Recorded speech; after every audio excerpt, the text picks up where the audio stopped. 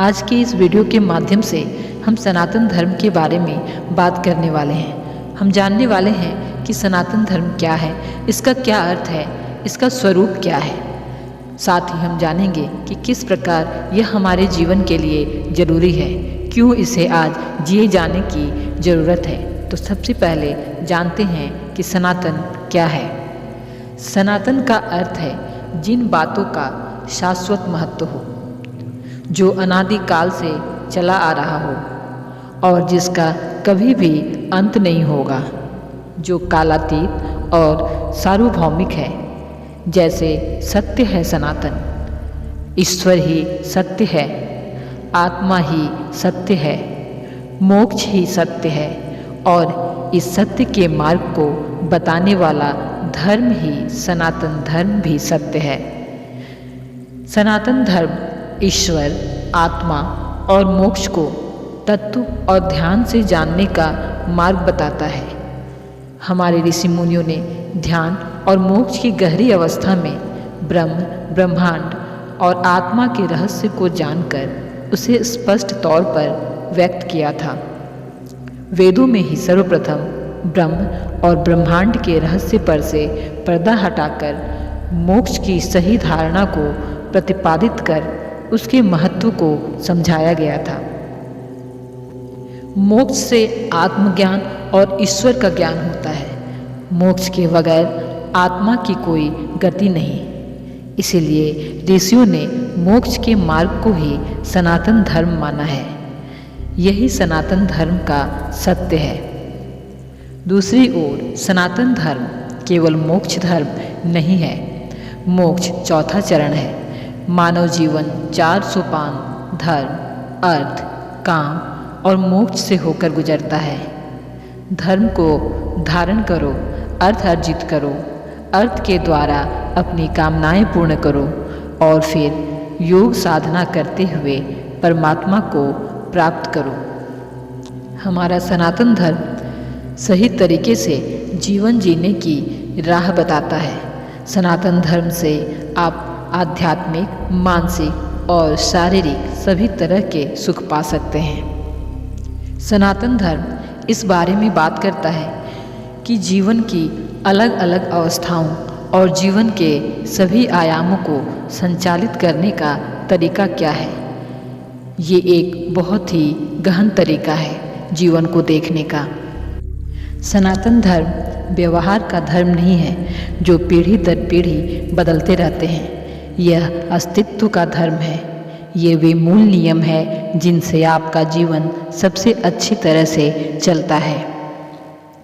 सनातन धर्म के मूल तत्व सत्य, अहिंसा, दया, क्षमा, दान, जप, तप, यम, नियम आदि हैं जिनका शाश्वत महत्व है। अन्य प्रमुख धर्मों के उदय के पूर्व वेदों में इन सिद्धांतों को प्रतिपादित कर दिया गया था। ऋग्वेद में सनातन धर्म की व्याख्या कुछ इस तरह से की गई है। सत्यम शिवम सुंदरम, यह पद सनातन है। समस्त देवता और मनुष्य इसी मार्ग से पैदा हुए हैं तथा प्रगति की है। हे मनुष्यों, आप अपने उत्पन्न होने की आधार रूपा अपनी माता को विनष्ट ना करें। बृहदारण्यक उपनिषद में लिखा है, ओम असतो मां सद्गमय, तमसो मां ज्योतिर्गमय, मृत्युर्मां अमृतम गमय। अर्थात हे ईश्वर, मुझे असत्य से सत्य की ओर ले चलो, अंधकार से प्रकाश की ओर ले चलो, मृत्यु से अमृत की ओर ले चलो। जो लोग उस परम तत्व पर ब्रह्म परमेश्वर को नहीं मानते हैं, वे असत्य में गिरते हैं। असत्य से मृत्यु काल में अनंत अंधकार में गिर पड़ते हैं। उनके जीवन की गाथा भ्रम और भटकाव की ही गाथा सिद्ध होती है। वे कभी अमृत को प्राप्त नहीं होते। मृत्यु आए इससे पहले ही सनातन धर्म के सत्य मार्ग पर आ जाने में ही भलाई है। अन्यथा अनंत योनियों में भटकने के बाद प्रलय काल के अंधकार में पड़े रहना पड़ता है। ईश उपनिषद में लिखा है, ओम पूर्णमिदः पूर्णमिदं पूर्णतः पूर्णमुदच्यते पूर्णस्य पूर्णमादाय पूर्णमेवावशिष्यते। सत्य दो धातुओं से मिलकर बना है, सत और तत्। सत का अर्थ यह और तत् का अर्थ वह, दोनों ही सत्य हैं। अहम ब्रह्मास्मि और तत्त्वमसि अर्थात मैं ही ब्रह्म हूँ और तुम ही ब्रह्म हो। यह संपूर्ण जगत ब्रह्ममय है, ब्रह्म पूर्ण है, यह जगत भी पूर्ण है। पूर्ण जगत की उत्पत्ति पूर्ण ब्रह्म से हुई है। पूर्ण ब्रह्म से पूर्ण जगत की उत्पत्ति होने पर भी ब्रह्म की पूर्णता में कोई न्यूनता नहीं आती, वह शेष रूप में भी पूर्ण ही रहता है। यही सनातन सत्य है। जो तत्व सदा सर्वदा निर्लेप, निरंजन, निर्विकार और सदैव स्वरूप में स्थित रहता है, उसे सनातन या शाश्वत सत्य कहते हैं। वेदों का ब्रह्म और गीता का स्थित प्रज्ञ ही शाश्वत सत्य है। जड़, प्राण, मन, आत्मा और ब्रह्म शाश्वत सत्य की श्रेणी में आते हैं। सृष्टि व ईश्वर यानी ब्रह्म अनादि, अनंत, सनातन और सर्वविभू हैं। जड़ 5 तत्वों से दृश्यमान है, आकाश, वायु, जल, अग्नि और पृथ्वी। यह सभी शाश्वत सत्य की श्रेणी में आते हैं। यह अपना रूप बदलते रहते हैं किंतु समाप्त नहीं होते। प्राण की भी अपनी अवस्थाएं हैं। प्राण, अपान, समान और यम। उसी तरह आत्मा की अवस्थाएं हैं, जागृत, स्वप्न, सुषुप्ति और तुर्या। ज्ञानी लोग ब्रह्म को निर्गुण और सगुण कहते हैं। उक्त सारे भेद तब तक विद्यमान रहते हैं जब तक कि आत्मा मोक्ष प्राप्त न कर ले। यही सनातन धर्म का सत्य है।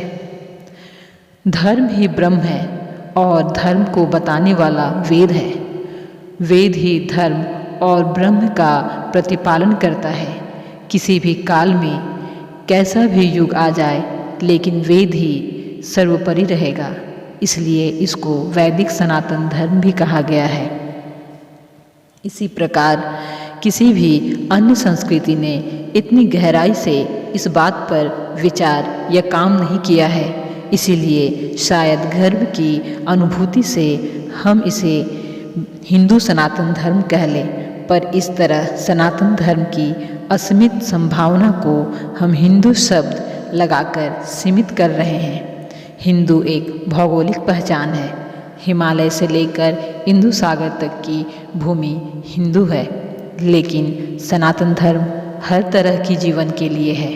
अतीत में लोग सनातन धर्म के लिए वाकई तैयार नहीं थे, क्योंकि हर पीढ़ी में सिवाय कुछ लोगों के बड़े पैमाने पर कोई बौद्धिक विकास नहीं था।